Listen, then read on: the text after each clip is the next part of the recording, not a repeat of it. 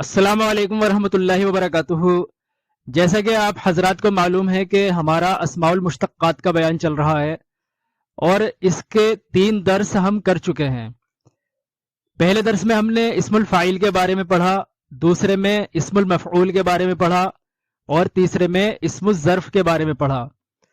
آج کے ایپیسوڈ میں ہم پڑھیں گے اسماء المشتقات کی چوتھی قسم یعنی اسم الآلہ کے بارے میں۔ اسم الآلہ کو انگلش میں ناؤن آف انسٹرومنٹ کہا جاتا ہے، یعنی وہ اوزار، وہ آلہ، وہ انسٹرومنٹ جس سے فعل، جس سے کام کیا گیا ہے، اس کو اسم الآلہ کہتے ہیں۔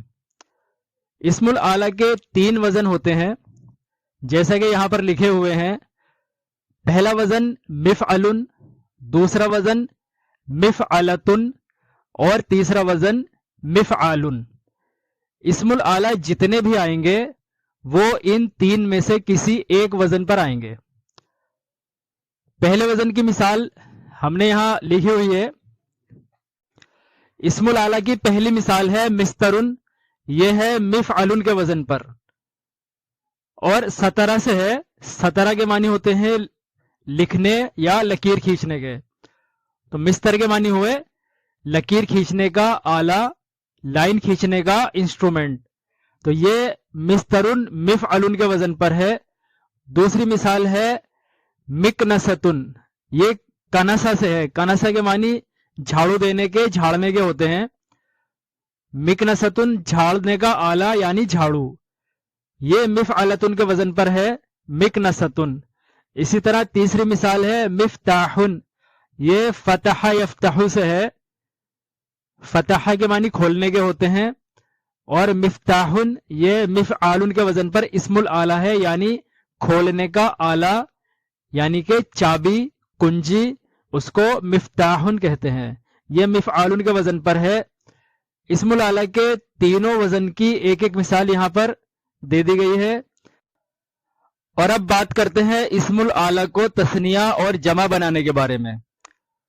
تو یہ سمجھ لیجئے کہ اسم الآلہ کا بھی تثنیہ اسی عام قاعدے کے مطابق بنتا ہے جس کے بارے میں ہم ابھی تک بار بار پڑھتے آ رہے ہیں، یعنی واحد کے آخر میں آنی یا عینی لگانے سے تثنیہ بن جاتا ہے۔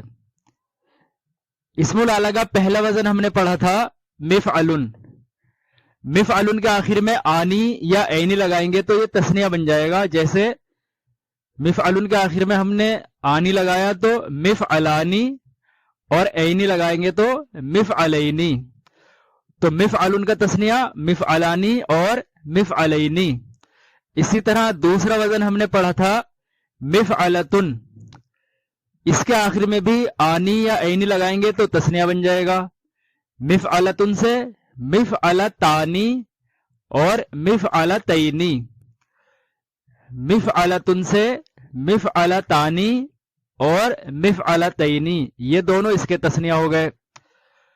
اسی طرح مفعال کا تثنیہ اس کے آخر میں آنی یا عینی لگانے سے بنے گا، مفعال، مفعالانی اور مفعالینی۔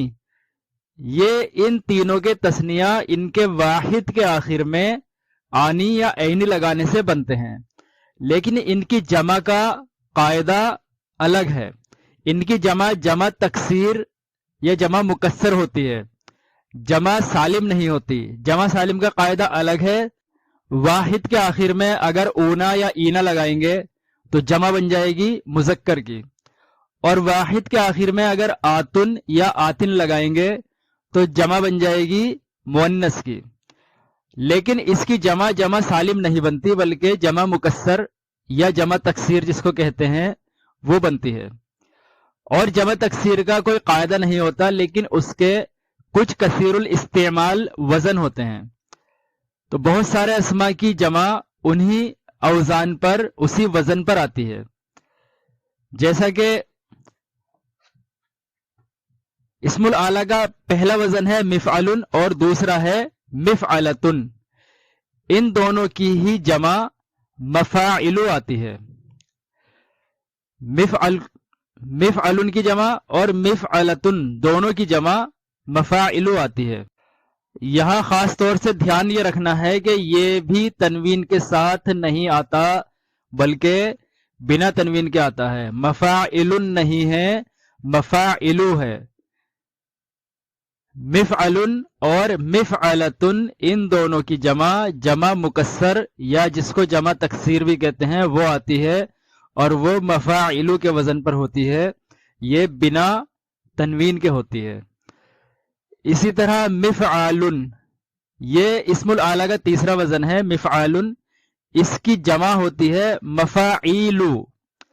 یہاں مفعل اور مفعال میں ایک الف کا فرق ہے، اسی طرح ان کی جمع میں یا کا فرق ہے. مفعل اور مفعلۃ کی جمع ہے مفاعل اور مفعال کی جمع ہے مفاعیل. یہاں پر یا ہے، ان دونوں میں یا کا فرق ہے. یہ بھی بغیر تنوین کے ہے، غیر منصرف ہے، اس میں تنوین نہیں آتی. مفعال کی جمع مفاعیل. تو اسی کے ساتھ ہمارا اسم الاعلی کا بیان مکمل ہوتا ہے. السلام علیکم ورحمۃ اللہ وبرکاتہ.